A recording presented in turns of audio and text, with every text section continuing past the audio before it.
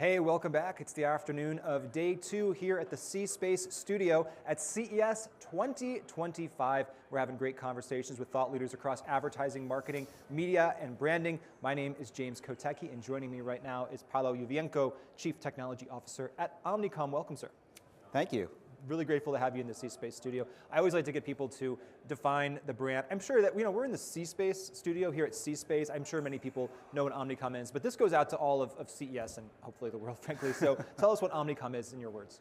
Omnicom is one of the largest advertising and marketing and sales holding companies in the world.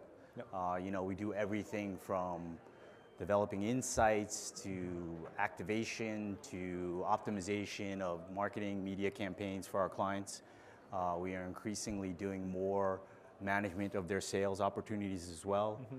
So, we're really kind of covering the gamut as it relates to bridging the gap between marketing and sales. Yeah, and there's so many industry verticals that you're covering. I mean, I don't know if there's really one that you don't cover. So you really have kind of a global view of really what's going on in marketing and sales all over the place. Yeah. And so that lends myself perfectly to the next question, which is what's your message here at CES 2025? What brings you here? Well, I think the message generally at CES is that transformation is a continuous journey, mm-hmm. right? So if you look at CES every year, there's new technologies being expressed, coming to life through the cars, the gadgets, the devices on the show floor. Mm-hmm. And many people make the mistake of thinking that transformation is a destination. Mm-hmm. But the reality is that consumers are constantly evolving and their expectations are constantly increasing.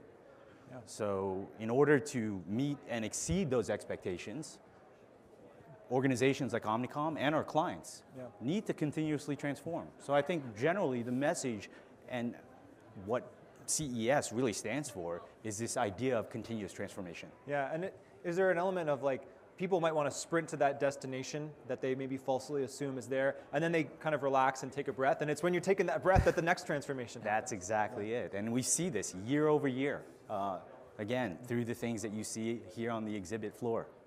That transformation is continuous. Tell me about your job. You have a really cool job as Chief Technology Officer. How much of that is internal technology for the company? How much of it is external facing? Obviously, you're doing conversations like this. So what does it mean in your role at that company? So there's a clear distinction between kind of our IT function, which mm-hmm. looks primarily at our internal IT systems, our functions, our back office, and really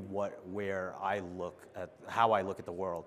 I really look at the world on how to increase the effectiveness and increase the efficiency of how we deliver work for our clients and the work that we're delivering for our clients.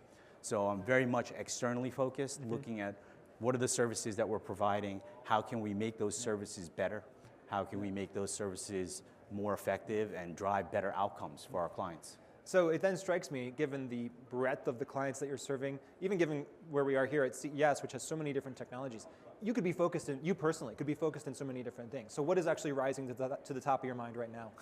Well, I think the obvious one is generative AI, right? So I've been looking at generative AI probably for almost 2.5 years now, and how it's going to impact not just our agencies, how it's going to impact our holding company, but how it's going to impact the industry at large.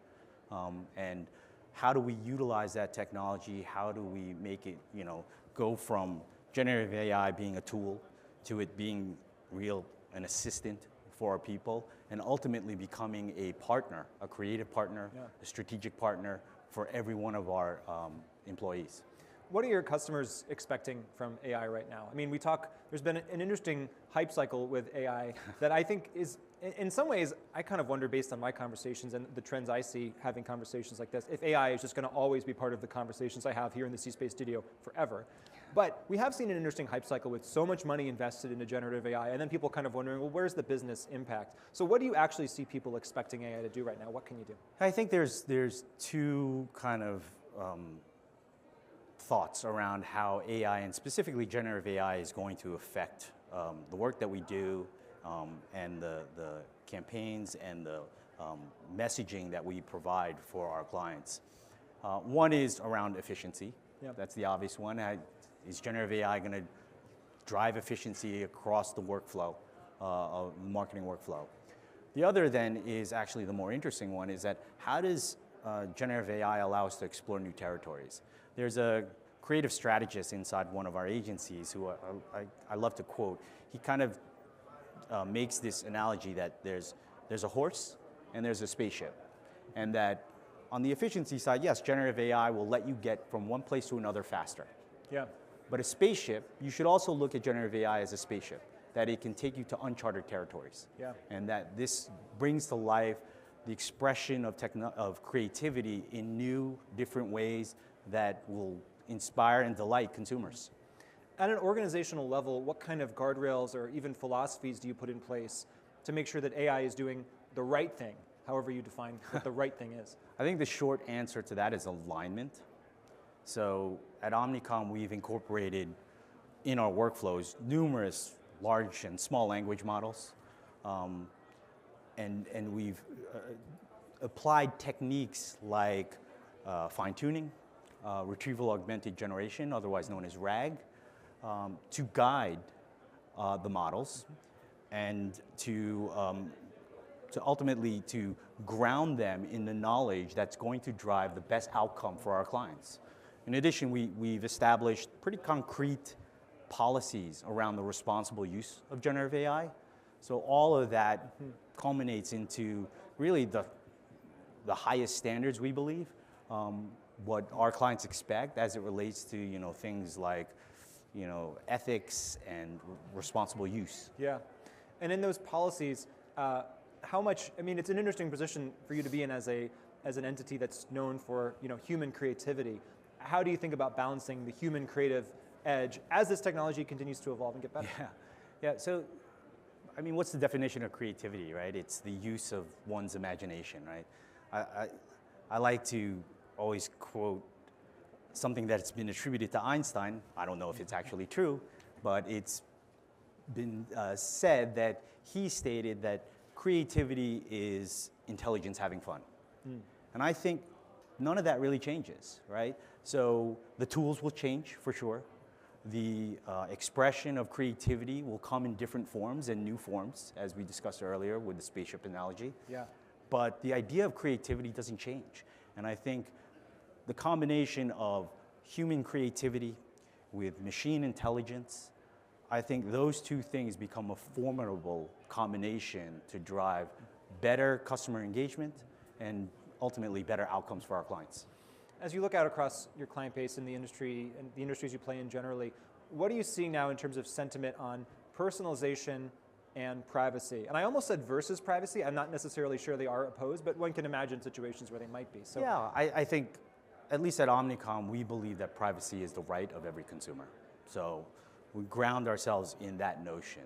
And then anything that we do as it relates to addressing those consumers, creating the right message at the right time in the right place, all of that is based on the idea that consumers have, that is absolutely a right for consumers.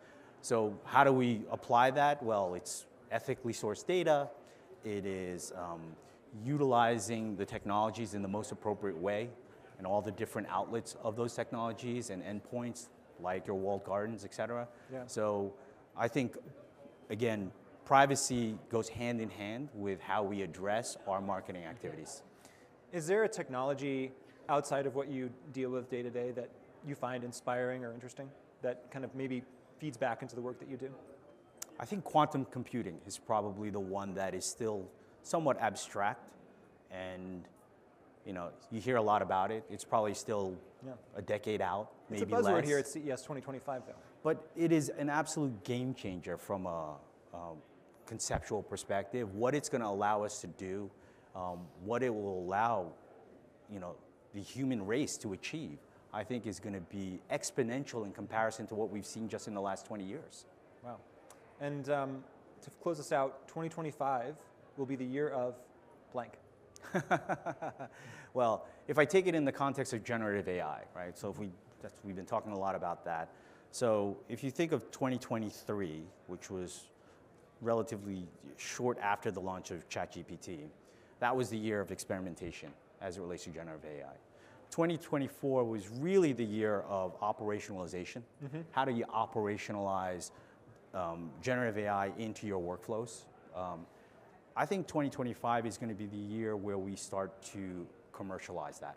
Yeah. How do we figure out how that's going to become a more viable commercial model for not just our agencies and our holding company, but for the industry at large? Where we answer that business value question. That's correct.